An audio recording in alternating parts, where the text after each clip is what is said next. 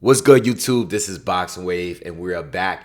And listen, I would have loved to go live and really chop it up with you guys and recap all of the fights from yesterday. All right, I did cover the Josh Warrington card yesterday on live commentary. I did live commentary for the fights yesterday, and you guys saw my reaction. And I will do a recap, an actual recap of the fight. But for now, just chill. Go back to my live commentary. Fast forward to the Josh Warrington. You'll see my reaction, and you'll know exactly how I feel about that fight. Okay. Now we had the Teofimo Lopez card, which I actually went to. I went to the fight last night. I had a great time. I had great seats. And overall, it was just a fun event. All of the, I got there maybe about 30, 40 minutes before the Keyshawn Davis fight. All right. So I was able to see him, Xander Zayas. I saw his fight. I saw Keyshawn's fight. I saw Gerald Anderson fight. And of course, I saw the main event. All right. But we're going to just stick to the main event because I just don't have the time to cover all of the fights from yesterday. And then I'll do a separate video on Terrence Crawford.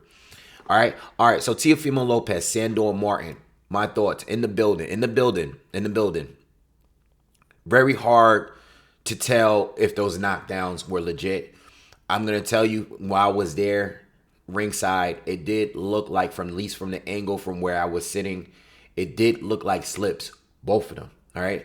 When I saw that they scored the first one, a knockdown, I was just like, that looked like a slip to me. But I was able to use my phone and see a replay from like a YouTube video or something that somebody posted it. And I saw that no, it wasn't on YouTube. I think somebody posted it on Twitter. And yes, I do believe that not only the knockdown in the second round was a legit knockdown, but also the knockdown in the seventh round. I thought that should have been counted as a knockdown too. And to be honest, I think that changed the outcome of the fight because the fight was really, really close to me. Really, really close. And after I watched it again this morning, I was able to watch the whole fight, the entire fight this morning.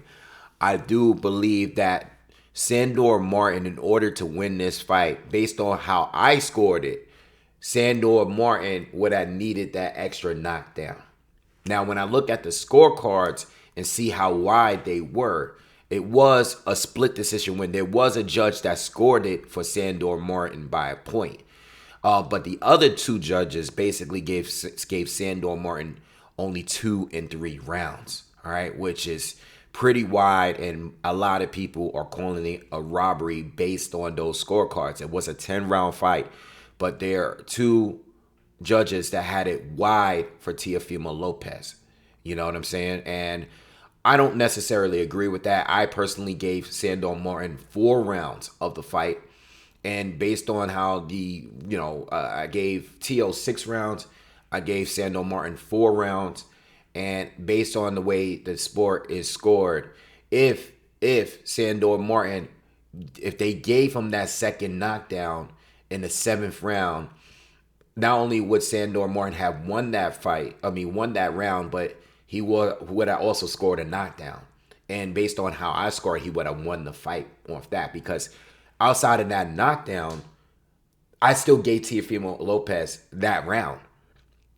You know what I'm saying? So Sandor Martin, if anything, if you're going to call it a robbery, say that he's been robbed of a knockdown. That was a clean punch.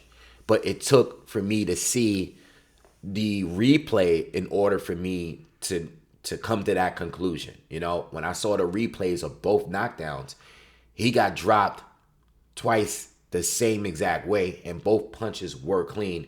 It's just that the referee only counted one of the knockdowns as an official knockdown, and the second one, he said it was just a slip. And I think that's part of the reason it is because the right hand was so quick.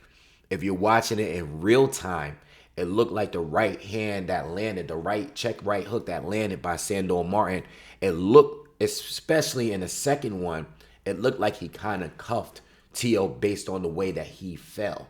If you watch it in real time, but if you watch it in slow-mo, or maybe from a different angle, you can see that the punch actually connected to the side, close to the back of his here, like around above the ear area. It was a clean punch, and Teofimo Lopez went down, and that probably should have been a knockdown as well. All right, so I had it 6 rounds to 4 for Teofimo Lopez.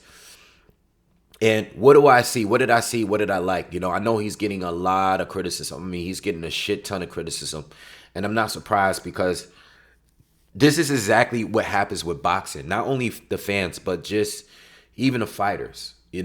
I'm looking at, the tweets for all the other rivals in the division. You got, Devin Haney and Ryan Garcia, and you got all of these fighters that are reacting based off that performance. Tank Davis, everybody's reacting to that performance. And what I have to say to that is none of these guys fought Sandor Martin. It's cool to think what you want to think. If you think Sandor Martin won the fight, that's fine. But nobody fought Sandor Martin.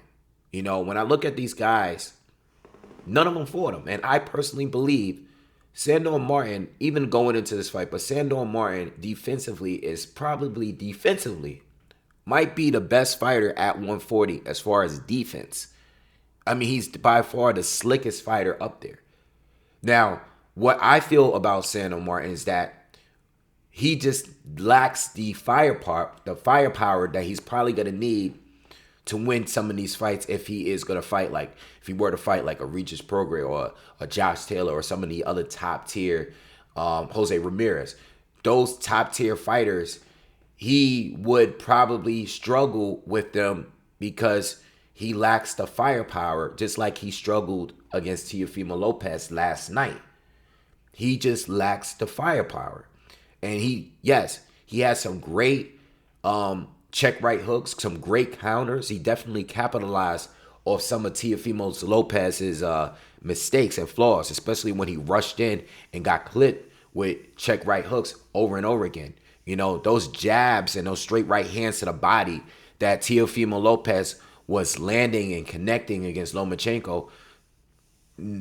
Sandor Martin not only moved, took step backs, but he was countering Teo with those right hooks more often than Loma did when Loma fought Teofimo Lopez. You know what I'm saying? If you're not including those 8th to 11th rounds. All right, so with that being said, Sandor Martin defensively is a good fighter, and he's a very good counterpuncher. But whenever he actually led offensively, you can see that Teo countered him a good amount of times as well. But it was rare for Sandor Martin to push the pace. He rarely came out of his shell and went at Teofimo Lopez or led in any kind of punch exchange that they had.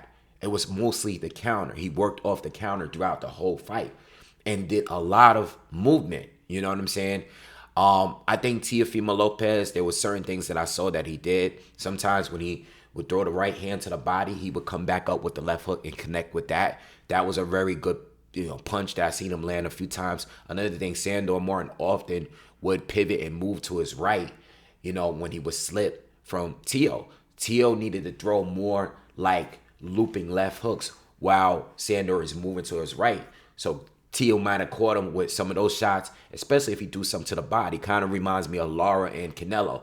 Lara was doing a lot of movement. He's another southpaw, and Canelo's an orthodox fighter. And whenever Lara would just slip and step around him, Canelo would, he would let Lara exit, but let him exit while getting caught with a left to the body. I thought Teo was so right hand, heavy this fight. Like, he just kept wanting to land the right hand over and over again. And he should have saw in the Mikey Garcia fight that wasn't going to work. He did better, way better than Mikey Garcia. But at the same time, I felt like he is capable of more than what I saw last night. I've seen him with a better punch selection. And I think if he did that, he would have had a more success. I think he was going to struggle in the fight anyway because Sandor Martin is really quick and he moves extremely well. He's extremely light on his feet. You know what I'm saying? He's a very good counterpuncher. I don't think any of these guys, and this is what I mean, Teo barely won the fight to me. Again, based on the way I scored it, if Teo that second knockdown was scored for Sandor Martin.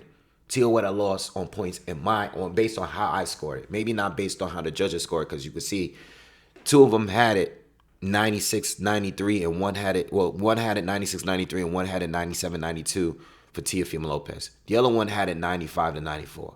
You know what I'm saying? I just can't see how, I mean, I don't want to say I can't see how, because Sandor Martin, in the way that he never pushed the pace, judges might score it based on the fact that he did the amount of movement that he did.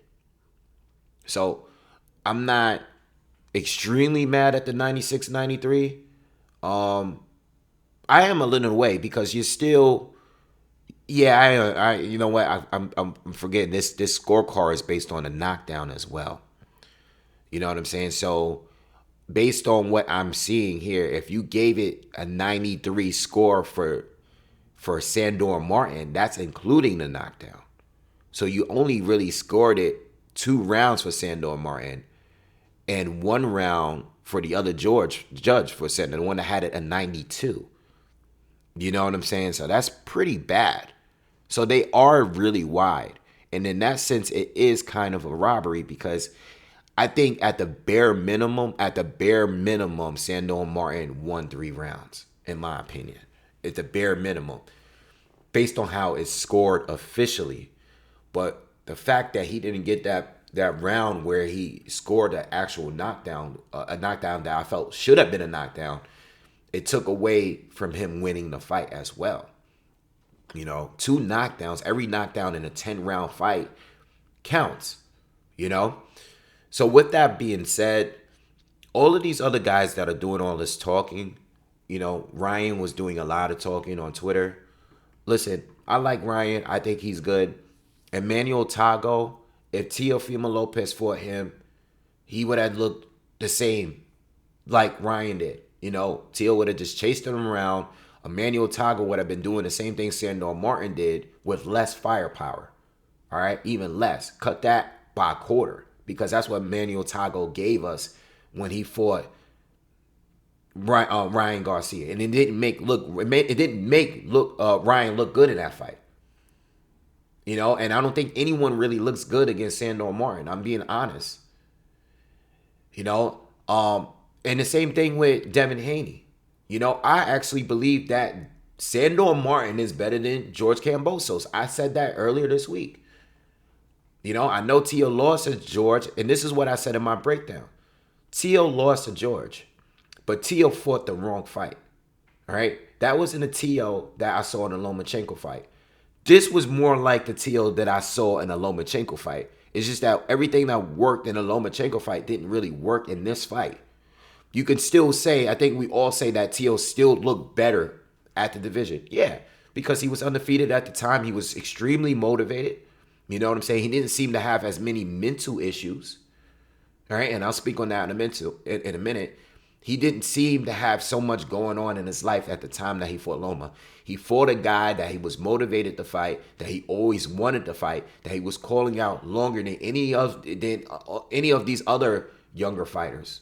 Okay? Teo was hunting Lomachenko for a long time, and he finally got the fight, and he looked great in the fight. Even though Loma did come back towards after the 8th round, Teo looked great in that fight.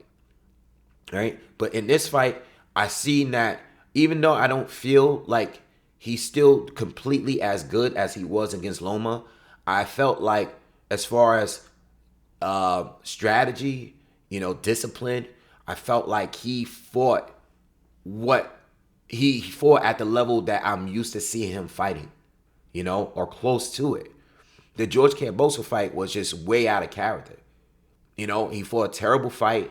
I think he wasn't getting coached properly, and I think just overall he just underestimated George, and that's part of the reason why he lost. Plus, George ended up being way more durable than we thought he would be against a puncher like Teofimo Lopez. You know what I'm saying? And I think that is part of the reason why Teo looked so bad. But if you're asking me, based on the eye test, who do I think is better? Sandor Martin is better than George Kambosos to me. to me, in my opinion. All right. And I think he does just about everything better. It's not like either one of them have big power. Neither one of them really have big power. But Sandor, on a defensive level, you think that Devin Haney could just do exactly what he did against George Kambosos and against Sandor Martin? I don't believe so.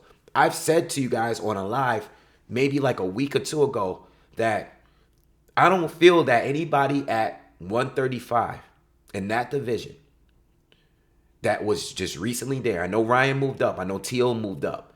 I don't feel like any of those guys has proven that they can dominate and beat the best at 140. This is when I was talking about Regis Prograis in his recent fight against Jose Cepeda. You know, people reacted off that win that Prograis had and said things like, guys like Ryan and Devin and these guys will just easily go up there and beat him. Based off what? You know, he just stopped Jose Cepeda. You know what I'm saying? Like, I don't believe that Ryan, Tank, T.O. or Devin Haney can just go to 140 and have their way. They didn't even fight each other at 135. How can we tell that these guys can just go up to 140 and do what they have to do, whatever? Tank went up to 140 and fought someone that is not a top 140 pounder, and he stopped him. Same thing with Ryan. Ryan fought two guys that shouldn't even be at 140. Ryan hasn't fought anybody good since well, not good. Let me not say good. But he hasn't fought anybody at his level since Luke Campbell. You know? Those other two fights were guys against guys that were not big 140 pounders that just didn't offensively, they weren't a threat for Ryan. Sandor Martin is a tougher fight. So even though Teofimo Lopez looked bad, and even though the judges kind of robbed Sandor Martin by having such a wide scorecard, with that being said, Sandor Martin is still way better than, I think, than what Ryan has been facing at 140. And Sandor Martin beats Luke Campbell too. He beats him too. I'm going to just go straight there. He beats George Kambosos. He beats them too. He'll beat them too. Call me crazy, but I'm not feeling the criticism from these other fighters that are not fighting the same opponent. You fight Sandor Martin, and let's see. Then we can talk. Ryan goes in there, fights Sandor Martin, and knocks him out. Then we can say, all right, Tio struggled against a guy that Ryan Garcia could have just blown away. Until I see that, you're fighting Bercito Hesta. That's the next opponent that we're hearing that you may face. That's another fighter that's not nowhere near on the level of Sandor Martin. Sandor Martin proved himself when he fought Mikey Garcia. So the criticism, I'm not for this criticism. I think there should be some criticism for Teofimo Lopez. The judges, as far as the judges, it's not his fault. He got a gift in a sense that I don't think he lost the fight, but I do think that a knockdown was stolen from Sandor Martin, and I do believe that the judges had it way too wide for Teofimo Lopez. Absolutely. But that's not his fault. That's the judge's fault. Now, if it becomes a pattern where he's just getting wide decisions for fights that I don't believe he wins, or the public doesn't believe it, then that's one thing. You know, but outside of that, I do believe when I listen to T.O., and I've been saying this for a while now, I've been saying this since the George Kambosos fight, something needs to change for T.O. The way he sounds in these interviews, I don't think I've ever seen, I don't want to say ever, but in recent years, I haven't listened to someone as delusional as Teofimo Lopez sometimes. When he just talks about, when he's asked about certain fighters, the reason why he gets all the criticism that he's been getting is what he says when he's in his interviews and stuff. Okay?